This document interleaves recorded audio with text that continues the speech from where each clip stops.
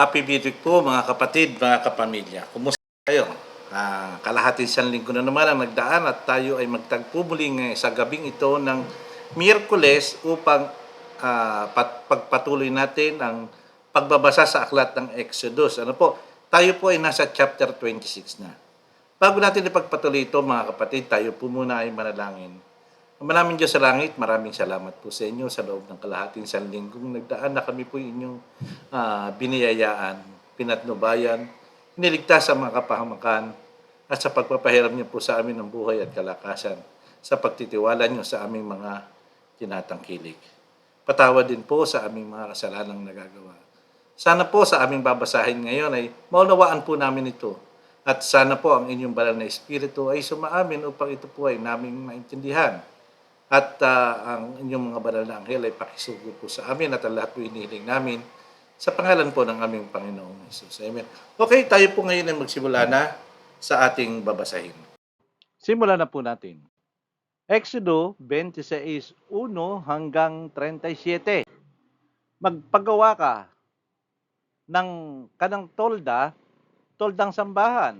Ito ang mga gagamitin sa paggawa nito. 10 pirasong pinong telang linen na may kulay azul, ube at pula, at paburdahan mo ng kerubin sa mahuhusay na mambuburda. Kailangan nakasulat ang bawat tela na may 42 talampakan at may lapad na 6 na talampakan. Pagdugtong-dugtugin ninyo ito ng tig-5 at pagawan mo ng parang singsing na telang asul ang bawat gilid ng pinagdugtong-dugtong ng mga tela at tig-50 na parang singsing na tela sa bawat dulo. Ito ang kailangang magkatapat sa isa't isa. Magpagawa ka ng 50 kawit na ginto para magpakabit ng parang mga singsing na tela sa dalawang pinagsama-samang tela. Sa pamamagitan nito, magagawa ang toldang sambahan. Paggawan mo ng talokbong ang tolda, 11 pirasong tela na gawa sa balahibo ng kambing ang gagamitin sa paggawa nito. Kailangan may habang 45 talampakan ang bawat tela na 6 na talampakan ang lapad. Pagdugtong-dugtugin mo ang 5 tela at ganun din ang gagawin ng natirang 6. Ay ka-6 naman ay tutupiin at ilalagay sa harap ng tolda. Palagyan mo rin ito ng 50 pirasong singsing na tela ang bawat gilid at pagdugtong-dugtugin ang mga tela.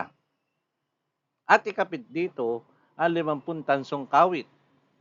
Ilaylay mo sa likod ng tela ang kalahati ng sobrang tela at ilaylay din sa bawat gilid ng ang isa't kalahating talampakan ng tela na sobra sa pagtatalokbong ng tolda. Ang ibabaw ng talokbong ng tolda ay papatungan ng balat ng lalaking tupa na kinulayan ng pula at papatungan din ng magandang klase ng balat. Dapat ang balangkas ng tolda ay tablang akasya. Ang haba ng bawat tabla ay 15 talampakan. Ang lapad ay 2 talampakan. Ang bawat tabla ay nilagyan ng 2 mitsa para idugtong ito sa isa pang tabla. Ganito ang ginawa nila sa bawat tabla. Ang 20 sa mga tablang ito ay gagamitin sa pagpapatayo ng tolda sa timog na bahagi. Ang tablang ito ay isinuksok sa 40 pundasyon, pilak 20 pundasyon sa bawat tabla. Ang hilagang bahagi ng tolda ay gagamitin din ng 20 tabla at isinuksok din sa 40 pundasyong pilak. 2 pundasyon sa bawat tabla. Ang bandang kanluran ay bahagi naman ng tolda ay gamitan nila ng 6 na tabla. Ang 2 tabla sa mga gilid nito, pagdugtong-dugtongin ang mga tabla sa mga sulok mula sa ilalim hanggang sa itaas.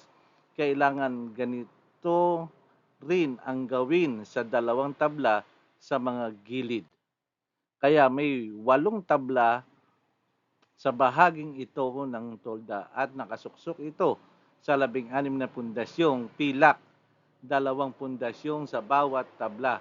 Magpapagawa ka rin ng mga akasyang biga, 5 para sa bahaging hilaga ng tolda. 5 rin ang bahaging timog at 5 pa rin sa bahaging kanluran sa likod ng tolda. Ang biga sa gitna ng balangkas ay manggagaling sa dulo ng tolda papunta sa magkabilang dulo. Pabalutan ng ginto ang tabla at palagyan ng mga argolyang ginto na pagsusuotan ng mga biga. Pabalutan din ng ginto ang mga biga. Kailangan ipatayo ang toldang sambahan ayon sa plano sinabi ko sa iyo rito sa bundok.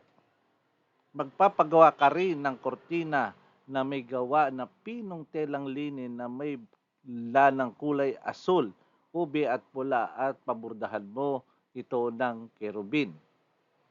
Ipakabit ito sa kawit na ginto sa 4 na haliging akasya na nababalutan ng ginto. Ang 4 na haliging ito ay nakasuksok sa 4 na pundasyong pilak. Kapag nakabit na ang kortinang sa kawit, ilagay sa likod dito ang kahong kasunduan, ang kortina na magkahiwalay sa banal na lugar at sa pinakabanal na lugar. Ang kahong ng kasunduan ay dapat ilagay sa pinakabanal na lugar at dapat may takip ito. Ilagay ang mesa sa labas ng pinakabanal na lugar sa hilagang bahagi ng tolda at sa bandang timog, ilagay sa tapat ng mesa ang lalagyang ilaw. Magpagawa ka ng isa pang kortina para sa pintuan ng tolda ng simbahan. Pinong telang linin rin ito na pinabordahan gamit ang lanang kulay asul, ube at pula at pinaganda ng pagkakaborda nito. Pagkatapos ipakabit rito ang kawit na gintong 5 haliging akasya na nababalutan ng ginto. Ang 5 haliging ito ay nakasuksok sa 5 pundasyong tanso.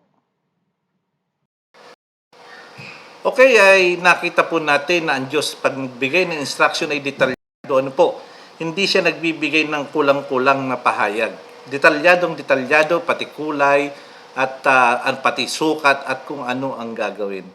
Kaya hindi po tayo maaring magkamali sa kanyang mga utos hanggang sa kanyang mga palatuntunan po. Maraming salamat po sa pakikisama niyo sa akin ngayong gabi at sa pagpapatuloy sa ating pagpawakas ay tayo po ay humingi muli ng gabay sa Diyos sa kalahati pansiyang linggo na darating. Manalangin po tayo. Ang maraming Diyos sa langit, maraming salamat po sa inyo sa lahat ng biyaya at pagpapalang karunungan ngayong gabi sa aming nabasa. Pakisamahan po kami muli, Ama, sa darating pong kalahating isang linggo pa at humihiling pa po kami ng pagpapatnubay at pagpapahiram ng buhay at kalakasan kagalingan sa aming mga karamdaman.